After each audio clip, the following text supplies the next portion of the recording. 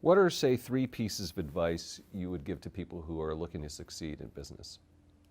Well, by far the best investment you can make is in yourself. I mean, for example, communication skills. I tell the students that come that they're going to graduate schools and business, and they're learning all these complicated formulas and all that. If they just learn to communicate better, and both in writing and in person, they increase their value at least 50%. And, I mean, if you can't communicate, somebody says, it's like winking at a girl in the dark. Nothing happens, basically. And you have to be able to get forth your ideas, and that's relatively easy. I did it myself with the Dale Carnegie course. Some people wish I'd taken a shorter course now in terms of my talking later on, but it's just hugely important. And if you invest in yourself, nobody can take it away from you. I mean,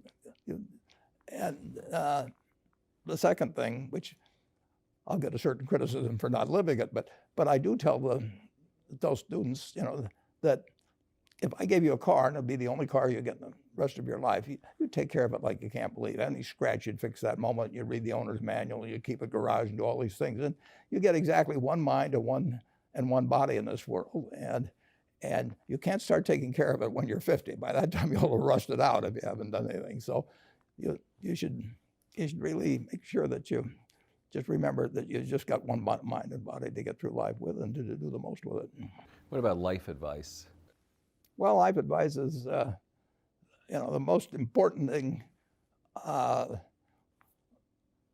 aside from the things I've talked about already, is really who you associate with. You want to associate with people that are better than you are. I mean, basically, you'll go in the direction of the people that you associate with, and you want to have the right heroes. You want people, if you want to emulate somebody, you better pick very carefully who you want to emulate. And when obviously you can't pick your parents, they're going to have an enormous influence on you, but you don't get a choice on that. But you get choices as you go down the line, and who you admire, who you want to copy, and the most important for most people in terms of that decision is their spouse. It's also important in terms of a partner in business, but the partner in life is the most important one. You want to pick a spouse that's better than you are, and then he or she, and you hope they don't figure it out too fast. Great. Biggest mistakes people make when investing?